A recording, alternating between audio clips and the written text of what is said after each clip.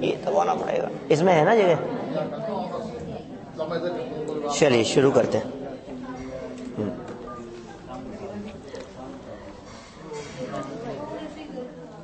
जिन स्वानुभूति से खिरी मम स्वानुभूति मधिगिरी, श्री विमल धारा जैन श्रुत आनंद अमृत से भरी, समता प्रवाह बहावती रागादि विकल्प तोरी के, माँ सरस्वती प्रतिभाव वंदन दृष्टि निज में जोड़ी के, दृष्टि निज में जोड़ी के।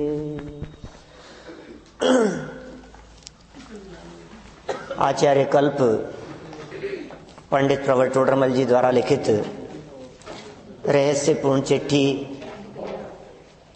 इसकी हम यहाँ चर्चा कर रहे हैं। बहुत सुंदर और मार्मिक प्रकरण अपना यहाँ शुरू होगा। उसकी चर्चा तो हम विशेष चर्चा तो देवलाली से वापस लौटने के बाद करेंगे। अभी तो ये मात्र भूमिका की चर्चा चल रही है।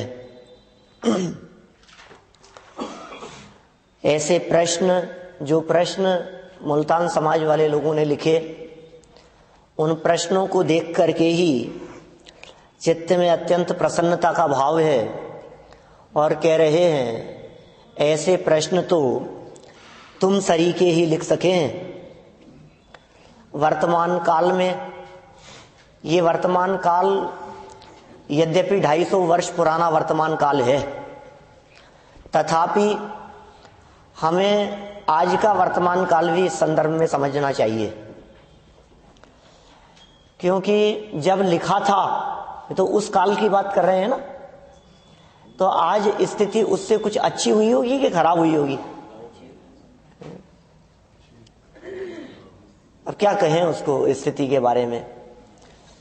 हम तो क्यों कहें इस काल को बुरा, जिस काल में हमें ये तत्व समझने का अवसर मिला। हम इस काल को बुरा क्यों कहें। हम तो ऐसा भी कह सकते हैं कि हमारे लिए काल चौथे काल जैसा ही है। जैसे महाराज ने एक जगह पर ऐसा उल्लेख किया कि हे जीव, तू ऐसा क्यों विचार करता है कि वर्तमान में पंचम काल चल रहा है। काश तीर्थंकर होते, काश समवशरण होता, काश उनकी दिव्य ध्वनि सुनने का अवसर मिलता, चौथा काल होता तो बहुत अच्छा रहता। तो पता है उन्होंने क्या जवाब दिया? यदि तू विदेश क्षेत्र में भी जन्म ले लेता और साक्षात सीमंदर भगवान की दिव्य ध्वनि भी सुन रहा होता, तो वहां भी सुन ही रहा होता कर्णेंद्रिय से। क्या वहां तीर्थंकर परमात्मा दिव्य ध्वनि में कहीं तुझे आत्मा ऐसे हाथ पर आंवले की तरह रख करके नहीं दिखाते, वहां भी तुझे अपने क्षयोपशम ज्ञान से ही निर्णय करके जानना पड़ता। और तू क्या सोचता है, तूने ये बात कभी सुनी नहीं है? कभी तीर्थंकरों के समूह शरण में गया नहीं है? अनंत बार सुनी है क्या? रुचिपूर्वक नहीं सुनी, लेकिन बात ये कहना चाह रहे हैं यहां। तो इस वर्तमान काल में जो ये पंचम काल चल रहा है, इस वर्तमान काल में अध्यात्म रस के रसिक, शास्त्रों के रसिक नहीं कह रहे, फर्क है थोड़ा सा दोनों में। शास्त्र पढ़ाने वाले तो बहुत हैं। मैंने कल भी चर्चा कही थी थोड़ी बहुत आपसे कि कर्णानुयोग पढ़ने वाले, उसका रस रखने वाले, मैं कर्णानुयोग पढ़ने वालों के ऊपर कोई आक्षेप नहीं लगाना चाह रहा हूं, लेकिन कर्णानुयोग के साथ में यदि अध्यात्म का रस हो तो सोने पे सुहागा है। और कर्णानुयोग कोरा कर्णानुयोग हो, अध्यात्म शून्य कर्णानुयोग हो, जिसमें अध्यात्म नहीं हो, तो फिर वो कर्णानुयोग प्रयोजन की सिद्धि कराने में समर्थ नहीं है। आप देखिए, गोमट सार ग्रंथ की भी रचना हुई। गोमट सार ग्रंथ को सिद्धांत ग्रंथ कहते हैं। आप जानते हैं क्यों? क्यों कहते हैं सिद्धांत ग्रंथ? सिद्धांतों की वजह से नहीं, सिद्ध है जिसके अंत में, सब अध्यायों के अंत में सिद्धों तक पहुंचाया है, इसलिए सिद्ध अंत सिद्धांत। हाँ, सिद्धों पर जहां समापन हो वो सिद्धांत ग्रंथ है। अध्यात्म रस की चर्चा, आत्मा की चर्चा, आत्मा की अनुभूति की चर्चा, वो महत्वपूर्ण बातें हैं। उसके रसिक बहुत थोड़े हैं।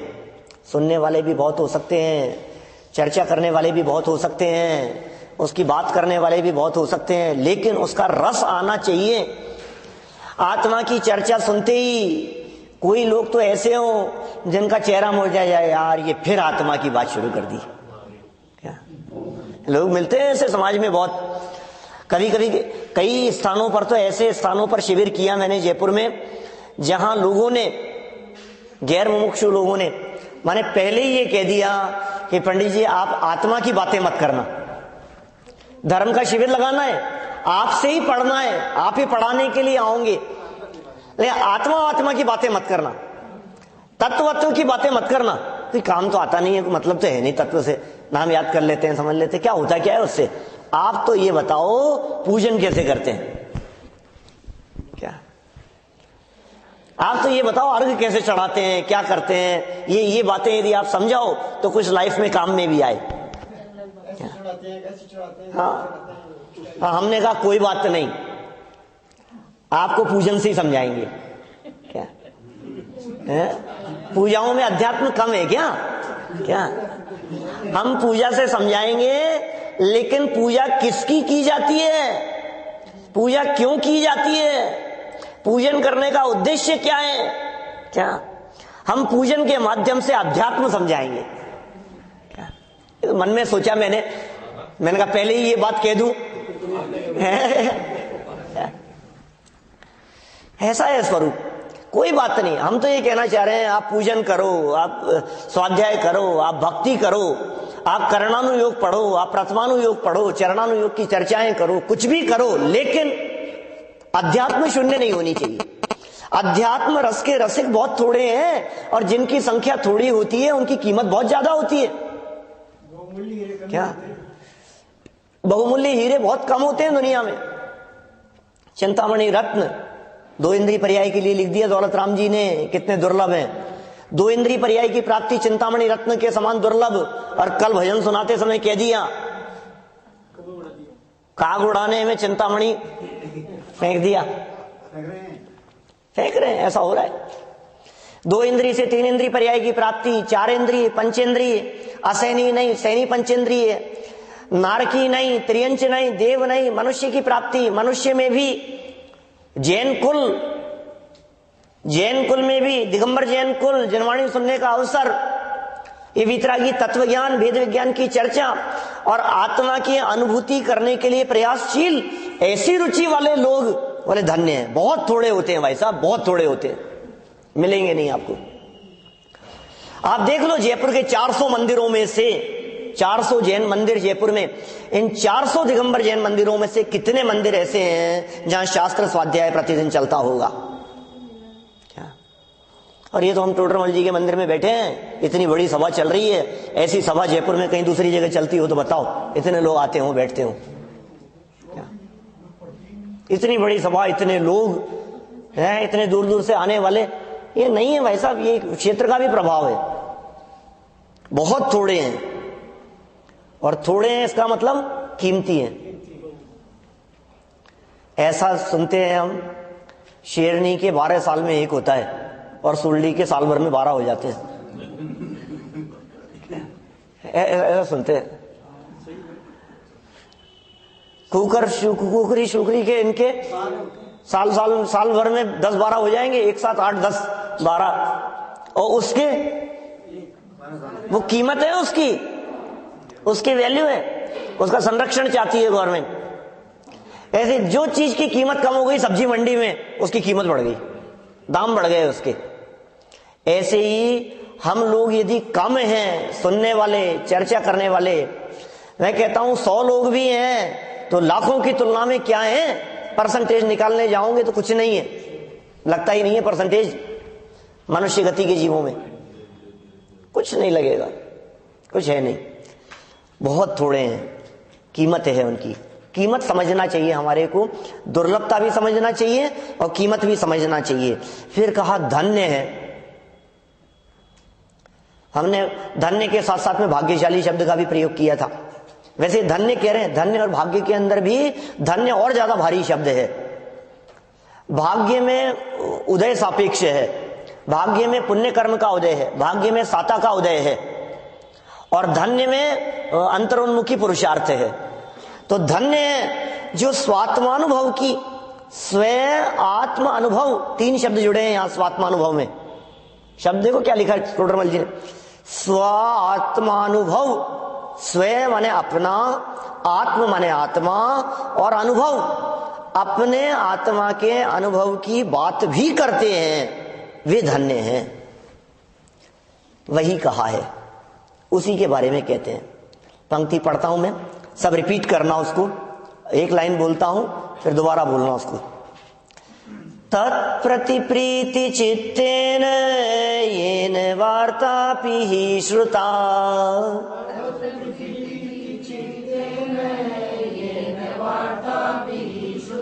10% लोग भी नहीं बोल रहे। तत्प्रति प्रीति चित्तेन येन वार्तापि हि श्रुता,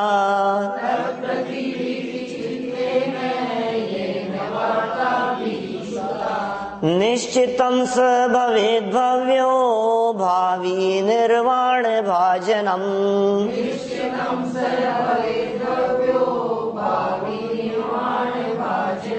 निश्चितं स भवेद्भव्यो भावी निर्वाण भाजनम्।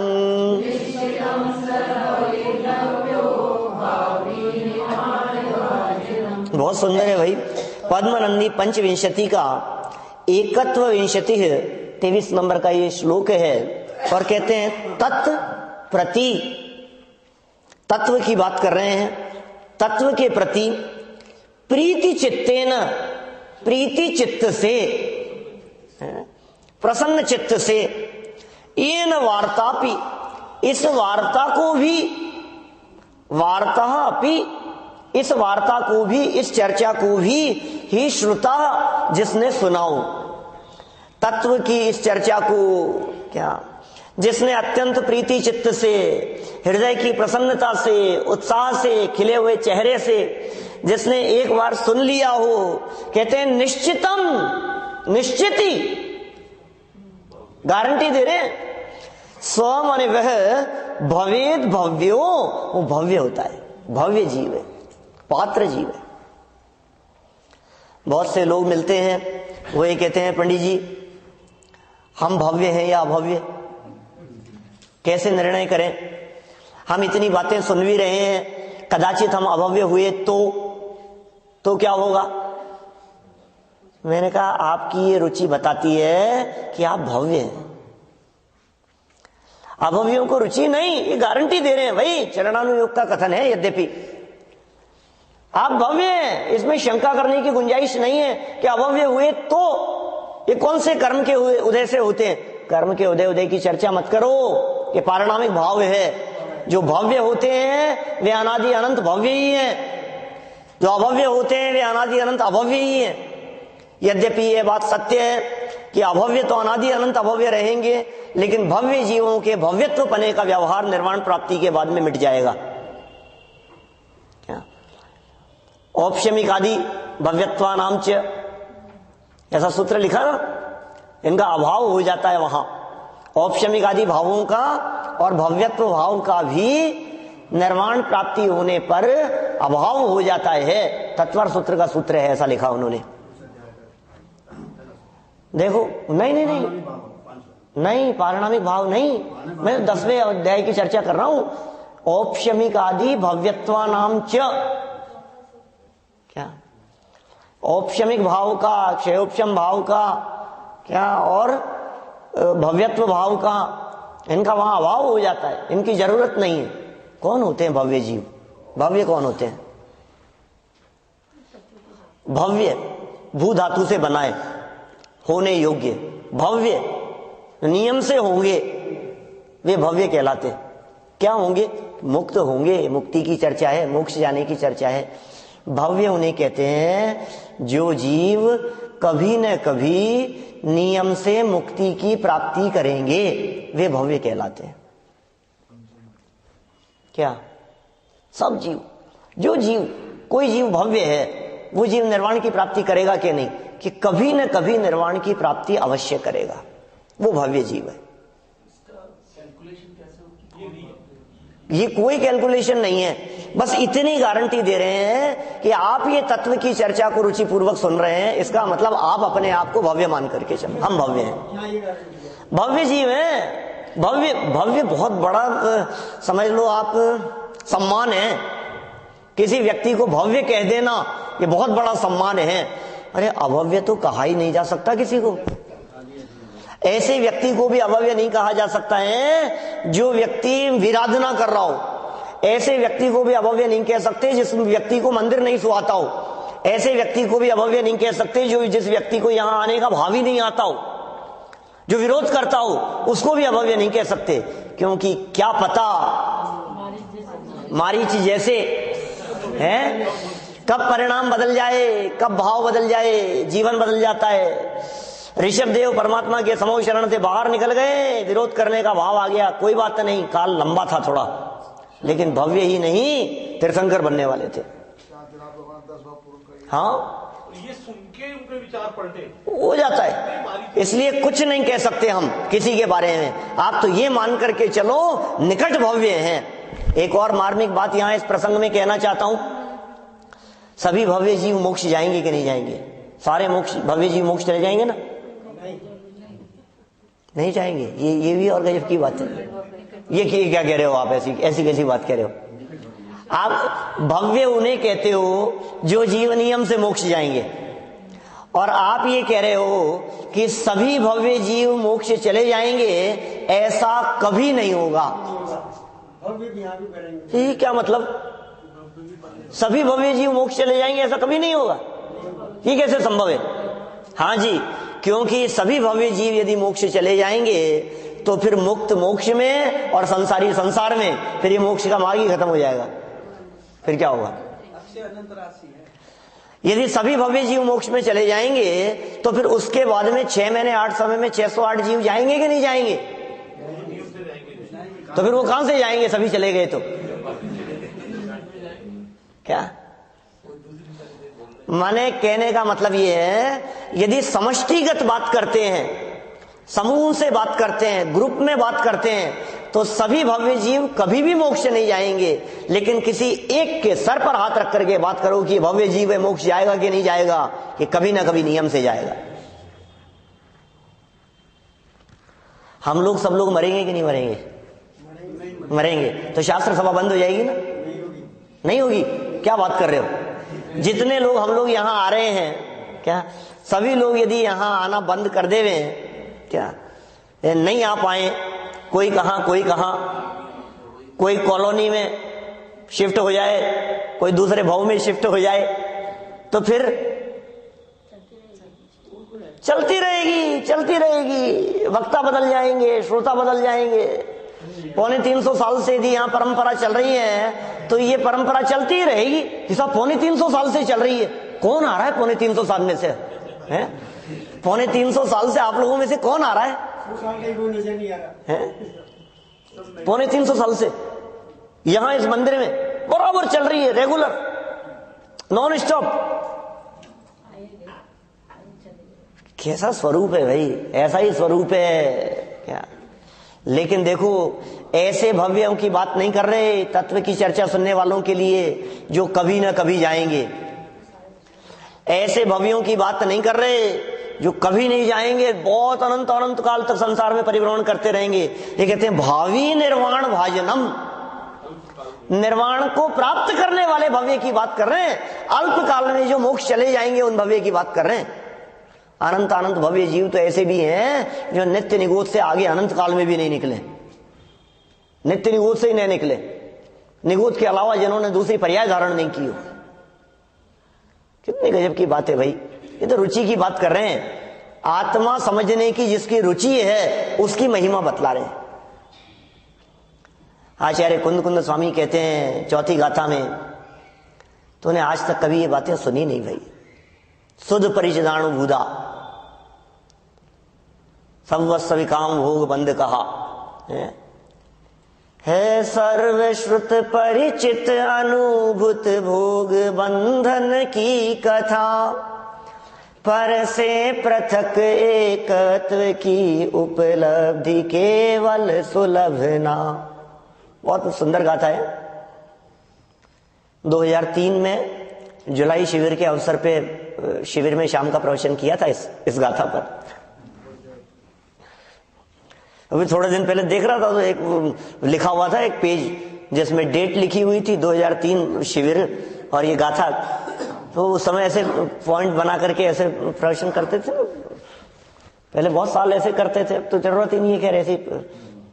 तो उस समय उसके ऊपर किया था मार्मिक प्रवचन। इसने आज तक काम भोग बंधन की कथाएं तो अनंत बार सुनी है, इस जीव ने अनंत बार सुनी है। काम भोग बंधन की कथा उन्हीं का प्राचार्यत्व करता है, उन्हीं चर्चाओं को सुनता है, उन्हीं में रस लेता है, विकथाओं में उलझा रहता है। स्त्री कथा, राज कथा, भोजन कथा है, चौर कथा, इन्हीं में राजनीति की चर्चाओं में, भोजन की चर्चाओं में। सुबह का भोजन निपटता नहीं है और शाम को क्या बनाना है, क्या खाओगे, क्या करें, उसी में उलझा रहता है। सुबह ब्रेकफास्ट निपटता नहीं है कि लंच की तैयारी, लंच होता नहीं है कि दोपहर में चाय नाश्ता, फिर शाम को भोजन, रात में तो खाते नहीं है तो दिन भर दिवस गंवायो खाए कर रात गंवाई सोए, अब भोंदू के भोंदू रहे चले गांठ की खोए। ये मनुष्य जीवन बहुत दुर्लभता से मिला है भैया। दिन भर खा खा करके और रात को सो करके ये पूरा का पूरा मनुष्य जन्म खत्म हो रहा है। क्या किया हमने? खाने खाने की चर्चाओं में, स्त्री कथा, राज कथा, राजनीति की चर्चाओं में, खेलों की चर्चाओं में, विषय कषाय की बातों में। मैं कहता हूं कई बार हमारा लाइफ का 90% टाइम देखना अपनी अपनी लाइफ में, हमारी लाइफ का 90% टाइम ऐसी चर्चाओं में बीतता है जिन चर्चाओं से हमारे लौकिक जीवन का संबंध भी नहीं होता। क्या कह रहा हूं? लौकिक जीवन से भी संबंध नहीं होता। क्या वो मोदी क्या डिसीजन लेने वाला है 1 तारीख को, 2 दिन बाद में क्या नई घोषणा करेगा? क्या अब इससे तुम्हारा क्या लेना देना है? करेगा जो करेगा तब की तब देखना है। बजट में क्या आएगा तुम काहे की चिंता कर रहे हो? कौन से खेलों में क्या होगा, कौन सी टीम का क्या होगा, बतलाओ मेरे को। वहां के इलेक्शन में क्या होगा, यूपी के इलेक्शनों में, वहां के इलेक्शनों में, वहां के इलेक्शनों में। अरे तुझे क्या लेना देना है? उससे तेरे लौकिक जीवन का भी कुछ संबंध नहीं है। अनर्थ दंड में काल बिताता है, अनर्थ दंड में। ज्यादा दौलत राम जी ने लिखा बहुत सुंदर मार्मिक पंक्तियां। काहू की धन हानि किसी जय हार न चिंते, देय न सो उपदेश होए अगवनज कृषिते, कर प्रमाद जल भूमि वृक्ष पावक न विराजे, असि धनु हल हिंसोप करण नहीं दे यश लाधे, राग द्वेष कर तार कथा कहूं न सुनीजे। राग द्वेष बढ़ाने वाली कथाओं को न कहना न सुनना। तो पंचम गुणस्थानवर्ती जीव जिसके अनर्थ दंड त्याग है उसकी चर्चा की है, पांचों पंक्तियों में उसकी बात कही है। राग द्वेष बढ़ाने वाली चर्चाएं, टीवी देखता है और मार और पीटना चाहिए और होना चाहिए, ऐसा हो जाना चाहिए। कि तेरे हिसाब से चलेगा, डायरेक्टर के हिसाब से चल रहा है? तेरा क्या लेना देना है उसमें? देखता जाता है, आर्त ध्यान किए जाता है, रौद्र ध्यान किए जाता है, पाप बांधे जाता है, कर्म बांधे जा रहा है, मुफ्त में कर्म बांधे जा रहा है। तेरा कुछ लेना देना नहीं है। राग द्वेष बढ़ाने वाली कथाओं को, उसका ये कर दिया, उसका ये हो गया, इसका ये हो गया, उसको ऐसा करना चाहिए था, और पास्ट के बारे में बहुत गलत डिसीजन हो गया, चले ही जाना चाहिए था ऊपर। क्या जबरदस्ती गाड़ी घुमा ली, हो ही जाता है ऐसा। अरे जो हो गया ना, तो क्या लेना देना है? अब पास्ट की चर्चा करने से क्या होगा? अपने को वहां चले जाना चाहिए था, उस समय ऐसा प्रोग्राम बना लेना चाहिए था, उसको ऐसा कह देना चाहिए था, वो ऐसा कह देता तो अच्छा रहता, इसका ऐसा हो जाता, मौसम थोड़ा अच्छा होता तो अच्छा रहता। क्या बात कर रहा है? जे जे जड़ चेतन की परिणति ते अनिवार्य परिणामे वैसे, तू वृथा चंड कर विकल्प यूं नहीं परिणामे ऐसे। ये तेरे मूर्खतापूर्ण विकल्प है, ये ऐसे नहीं परिणमे, ये ऐसे परिणम जाना चाहिए था, इसका ऐसा हो जाना चाहिए था, ये क्यों हो रहा है, ऐसा क्यों हो गया? सारे जगत का परिणमन स्वतंत्र है भैया, एक द्रव्य दूसरे द्रव्य का कर्ता धर्ता नहीं है, हर वस्तु स्वतंत्र है, कर्ता न धर्ता कोई है, सबका परिणमन स्वतंत्र है। चेतन का परिणमन अपनी योग्यता से होता है, अचेतन का परिणमन अपनी योग्यता से होता है, पुद्गलों का परिणमन अपनी योग्यता से होता है। मौसम तेरे कंट्रोल में नहीं है, शरीर तेरे कंट्रोल में नहीं है, क्या शारीरिक परिस्थितियां तेरे कंट्रोल में नहीं है। अपने परिणामों को संभाल। जहां तेरी चलती नहीं है वहां जबरन चलाना चाहता है, और जहां चलती है वहां चलाता नहीं है। परद्रव्य में तेरी चलती नहीं है, तू जबरन चलाना चाहता है, और जहां स्वभाव में तेरी चल सकती है अपने स्वभाव का लक्ष्य करने में, वहां जहां पुरुषार्थ चल सकता है वहां पुरुषार्थ करता नहीं है। क्या करें? जगत में तेरी रंच मात्र नहीं चल सकती है पुण्य के उदय के बिना। पुण्य का उदय हो तो इच्छा के अनुसार काम होते हुए दिखाई देवे, और पाप का उदय हो तो कोई काम नहीं कर सके। पाप के उदय में कोई काम नहीं होते सब, दुनिया का कोई काम नहीं होता पाप के उदय में। पाप के उदय में बिजनेस नहीं चलता, पाप के उदय में नुकसान हो जाता है, पाप के उदय में आई हुई पार्टी चले जाती है, पाप के उदय में पैसा डूब जाता है, पाप के उदय में केस कर देने पर भी कुछ नहीं होता है, पाप के उदय में पत्नी कहना नहीं मानती, बच्चे सामने जवाब देते हैं, नौकर छोड़ के भाग जाता है, पाप के उदय में शरीर साथ नहीं देता है, पाप के उदय में कुछ नहीं होगा, जो चाहा है वो कुछ नहीं होगा पाप के उदय में। लेकिन ध्यान रखना, पाप कर्म के उदय में लौकिक कोई काम नहीं हो, लेकिन पाप के उदय में ये काम हो सकता है। ऐसा कोई काम है जो पाप के उदय में किया जा सकता है? पाप के उदय में धर्म ध्यान हो सकता है, पाप के उदय में अनुभूति हो सकती है, पाप के उदय में भी आत्मा का अनुभव हो सकता है। घोर पाप कर्म का उदय चल रहा हो, सप्तम नरक की अवस्था हो, लड़ाई झगड़े चल रहे हो, मारपीट हो रही हो, बोलो त्राही त्राही मच रही हो, मारो काटो की ध्वनि जहां चल रही हो, ऐसी स्थिति में भी आत्मा का अनुभव हो सकता है। बाहर नारक कृत दुख भुगते और अंतर सुख रस घटा घटी, कौन? चिन्ह मूर्त दृढ़धारी की। भाग्यशाली है वे। कौन भाग्यशाली?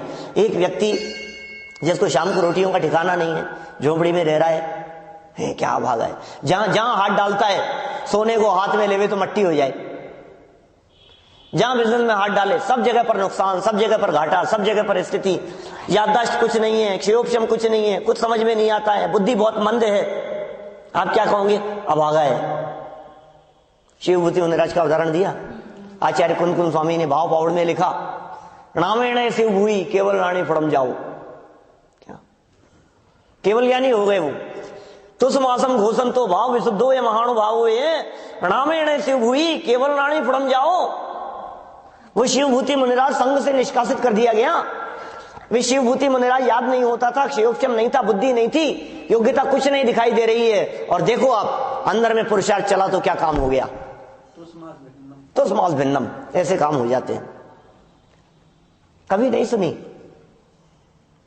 है सर्व सुध परिचित अनुभूत भोग बंधन की कथा। उपदेश देने की जरूरत नहीं है, समझाने की जरूरत नहीं है, विषय कषाय की बातें सिखानी नहीं पड़ती हैं, अनादिकाल के संस्कार हैं। खूब सुन रखी है, खूब चर्चाएं करता है अनादिकाल से, तापर और रचे रस काव्य। नहीं ऐसा उन्होंने लिखा, भूधरदास जी ने क्या लिखा है? राग उदय जग अंध भयो सहजे सब लोगन लाज गंवाई। राग के उदय में अंधा हो गया है, सहज में ही सब लोगों ने लाज गंवा दी है। नाचता है, बड़े बड़े छोटों का लिहाज नहीं है? मंच पर संगीत में है? सब क्या आ गया है जमाना, बताओ मेरे को। राग उदय जग अंध भयो सहजे सब लोगन लाज गंवाई। सीख बिना नर सीख रहे विषयादिक भोगन की चतुराई। और तापर और रचे रस काव्य का कही है तिन की निठुराई।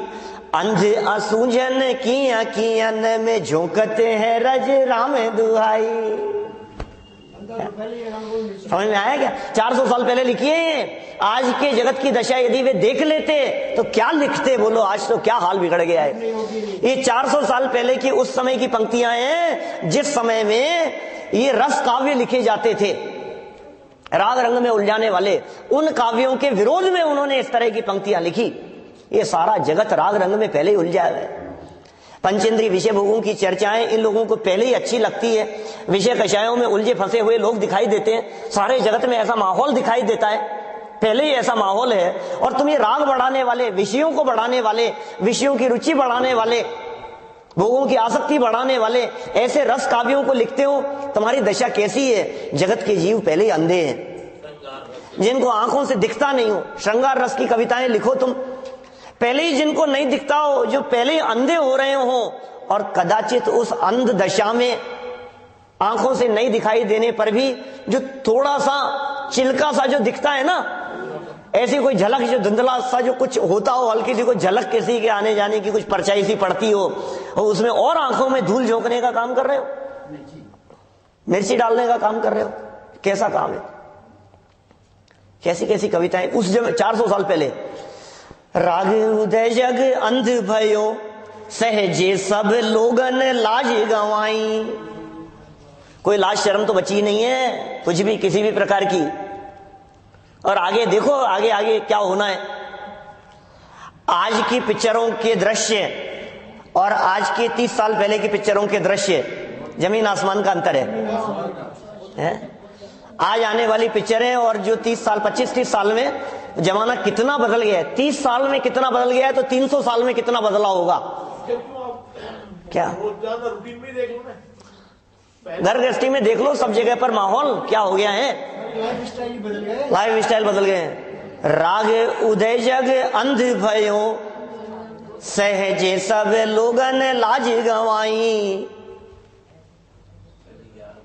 राग उदय जग अंध भयो सहजे सब लोगन लाज गंवाई। और सीख बिना नर सीख रहे, बिना सिखाए सीख रहे हैं सब। उपदेश देने की जरूरत नहीं है, सिखाने की जरूरत नहीं है, क्लास लगाने की जरूरत नहीं है। सब मास्टर हैं, सब होशियार हैं, एक कक्षाएं लेने की जरूरत नहीं है।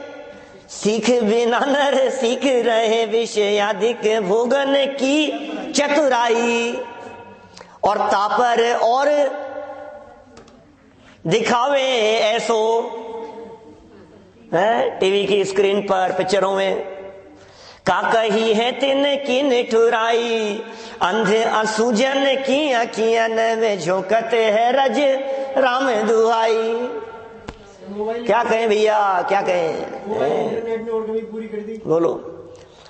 जमाना बहुत कहां दौड़ रहा है। और ये कह रहे हैं ऐसे समय में भी जो लोग आत्मा की चर्चाएं करते हो, आत्मा की चर्चा करने वालों को तो बैकवर्ड कहते हैं लोग। अरे साहब आप भी क्या कर रहे हो साहब, इस जमाने में भी 21वीं सदी में भी आप ऐसी बातें कर रहे हो, ऐसी चर्चाएं कर रहे हो। ये चर्चाएं, आत्मा की चर्चाएं करने वाले ढूंढते रह जाओगे, आगे आने वाले काल में कहां मिलेंगे। ये पंचम काल है, अवसर्पणी काल चल रहा है। ये संस्कार बहुत दुर्लभ है भैया, नहीं मिलते हैं ऐसे संस्कार। शुद्ध आत्मा की चर्चा करने वाले कभी नहीं सुनी है कि साहब क्या बात कर रहे हो आप क्या कह रहे हो, कभी सुनी नहीं है। हम तो पिछले 30 साल से सुन रहे हैं। क्या आपसे सुन रहे हैं, आपके पहले सुनते थे, पंडित जी साहब से सुनते थे, आप नए नए आए हो, ऐसा थोड़ी ना है। हम तो कब से सुन रहे हैं, जिंदगी हो गई हमारे को सुनते हुए। आप क्या कह रहे हो कभी सुनी नहीं है? कि मैं नहीं कह रहा हूं, कुंद कुंदाचार्य की पंक्तियां हैं भैया। तुम हो कौन? तुम्हारी नहीं, हमने साक्षात तीर्थंकरों की सुनी है, समूह शरण में जाकर के सुनी है, हमने दिव्य ध्वनि सुनी है। आप क्या कहना चाहते हो? सुनी नहीं है? नहीं सुनी है भैया। हम ये नहीं कह रहे हैं कि तूने तीर्थंकरों की दिव्य ध्वनि नहीं सुनी। हम ये नहीं कह रहे हैं कि तू समूह शरण में कभी नहीं गया, बहुत गया होगा, चौथे काल में भी जन्म लिया होगा, तीर्थंकरों के बीच में भी जन्म लिया होगा, हो सकता है तीर्थंकरों के कुल में भी जन्म लिया हो, उनके परिवार में भी जन्म लिया हो सकता है उनकी दिव्य ध्वनि सुनने के लिए भी अनेक बार गया हो। किंतु क्या किया?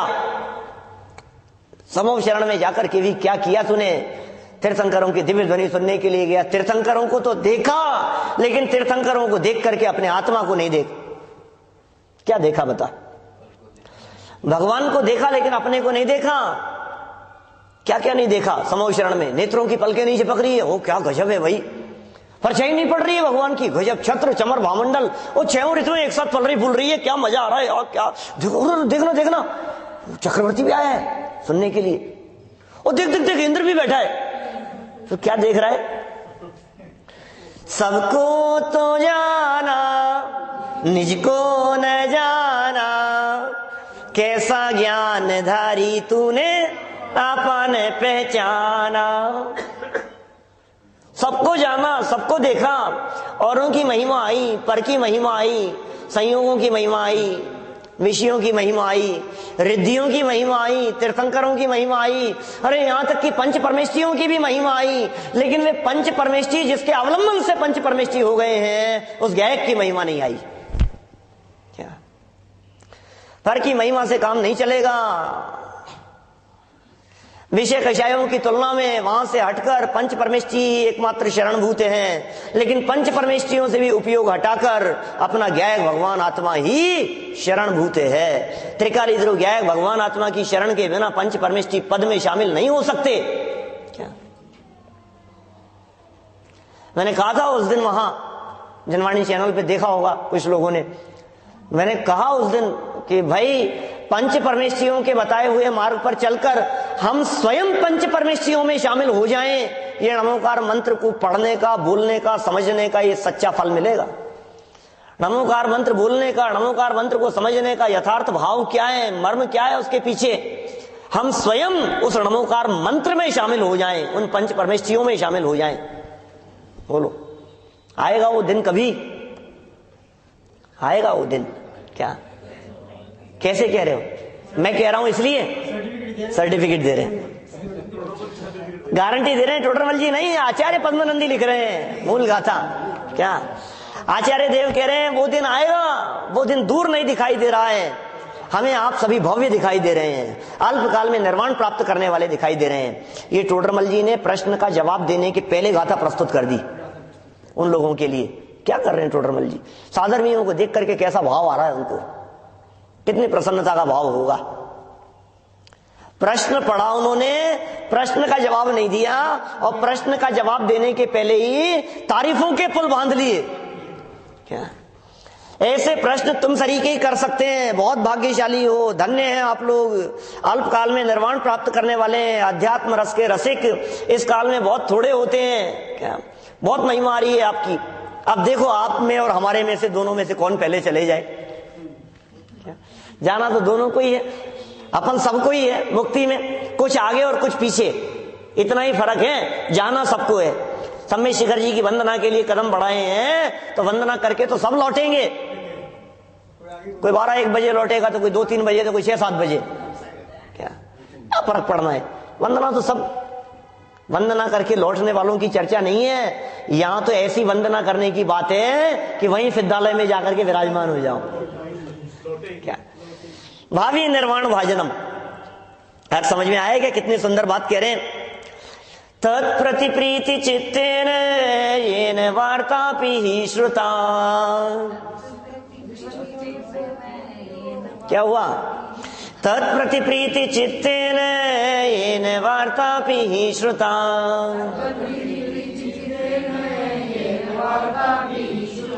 निश्चितं स भवेद् भव्यो भावी निर्वाण भाजनम।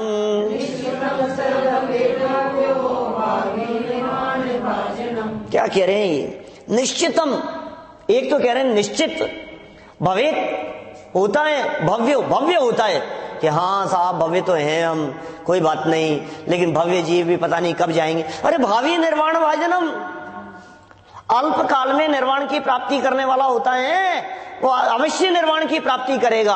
हम गारंटी ले रहे हैं उसकी। किस जीव की गारंटी ले रहे हैं? जो आत्मा की चर्चा करता है, जो आत्मा की चर्चा सुनता है, जो आत्मा के स्वरूप को समझने के लिए प्रयत्नशील होता है, उसकी बात है। अध्यात्म रस के रसिक लोगों की ये चर्चा कर रहे हैं। देखो अर्थ में टोडरमल जी ने चिट्ठी में अर्थ भी लिख दिया। क्या पता भैया संस्कृत के जानकार वहां हुए या नहीं हो, संस्कृत पाठी हो या नहीं हो, तो टोडरमल जी ने अर्थ भी लिख दिया उसका। जिस जीव ने, किस जीव ने, जिस जीव ने, कौन कौन है, किसको, किसकी कह रहे हैं? हम लोगों ने, हमारे लिए कह रहे हैं ये सारी बातें। क्या तुम्हारे लिए कह रहे हैं ये सारी बात? जिस जीव ने प्रसन्न चित्त से, क्या चित्त की प्रसन्नता, ये प्रसन्नता चाहिए भाई, बिना प्रसन्नता के काम नहीं होगा। अरे कितना उत्साह आना चाहिए। अरे अभी सुनो, एक बात कहूं मैं आपको, आपको पता है आपका नाम सेलेक्ट हो गया है क्या? ये देखो अभी काय में सेलेक्ट हुआ है, इतना सुनने के पहले ही चेहरा खिल गया। क्या हमारा सिलेक्शन हो गया है, इतनी सी बात सुनते ही ये कह रहे हैं आपका सिलेक्शन दुनिया के अनंत अनंत जीवों में से भव्य कह करके मोक्ष जाने के लिए सेलेक्ट हो गया है। क्या भव्य कहने का मतलब हमारा सिलेक्शन अनंत अनंत जीवों में से मोक्ष जाने के लिए हो गया है। वो रिद्धियां मिलेगी, वो निधियां मिलेगी, सिद्ध दशा की प्राप्ति के लिए हमारा सिलेक्शन हुआ है। अल्प काल में सिद्ध दशा की प्राप्ति करेंगे। बोलो मजा आता है कि नहीं इस बात को सुनने पर? अभी इतना पता लगे हमारे को कि हमारा वो जो कूपन डाल करके आए थे ना अपन, उस कूपन के अंदर वो प्राइज फोन आ गया, आ जाओ सब लेने के लिए, कोई फॉर्मेलिटी नहीं है, और बस तुम तो आईडी प्रूफ ले आना और बस ले जाओ यहां से, 2 करोड़ निकले हैं। ओ यार मजा आ गया। क्या क्या सोच रहा है? 2 नंबर वाले नहीं है, गिफ्ट में मिला है। क्या टैक्स लगेगा जो लग जाएगा, कोई बात नहीं, लेकिन कितना चेहरा खिला, मजा आ गया, मजा आ गया। इसमें मजा नहीं आ रहा है इस बात को सुनकर के, आत्मा की चर्चा सुनकर के, आत्मा की रिद्धियों की चर्चा सुनकर के मजा नहीं आता। कैसी रिद्धियां हैं मेरे में, कैसी शक्तियां हैं मेरे में। अभी बोलो ऐसा कोई कवच आपके पास में मिल जाए जिस कवच को पहन लेने के बाद में गोलियां असर नहीं करे, बम विस्फोट असर नहीं करे, चारों तरफ आतंकवाद का माहौल हो मान लो है, और ऐसा चल रहा हो, गोलियां मारी जा रही है, ये हो रहा है, वो हो रहा है, तुमने पहन लिया कवच, अब तुम्हें डर लग रहा है कुछ? बुलेट प्रूफ है। अब कोई तकलीफ है? ऐसे घूमता है मार्केट में बिल्कुल खुला होकर, मुझे कोई डर नहीं है। ये ऐसा कवच है तेरे पास में, ऑल प्रूफ। क्या अकेले वाटरप्रूफ की चर्चा नहीं है? वाटरप्रूफ घड़ी पहन ली बेटे ने, मैंने करके नहा था शावर के नीचे। मैंने कहा क्या कर रहा है तू, घड़ी पहन रखी है? अरे पापा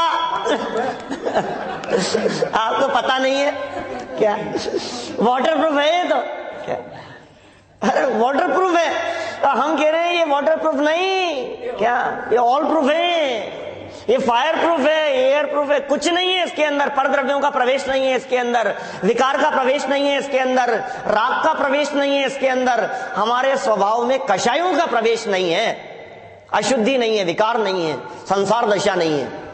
सव्वे शुद्धाऊं शुद्ध नया, उस शुद्धता को देखो, उस शुद्धता का लक्ष्य करो। ये गारंटी ले रहे हैं उस शुद्धता की चर्चा करने वालों के लिए। हमें ये पात्र जीव दिखाई दे रहे हैं, हमें ये भव्य जीव दिखाई दे रहे हैं। ये जीव अल्प काल में निर्वाण की प्राप्ति करेंगे, अनंत सुख का उपभोग करेंगे, सिद्धों के बीच में जाकर के बैठेंगे, वहां सिद्ध ही होंगे चारों ओर।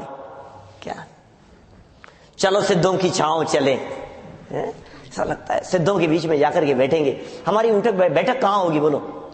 आपको मजा आता है ये चर्चा सुनकर के? आपको पता है किसके साथ में मीटिंग है मेरी? प्रधानमंत्री जी के साथ में, उनके साथ में बैठूंगा मैं। अरे वाह, प्रधानमंत्री के साथ में, हम कह रहे हैं सिद्धों के साथ में बैठेगा,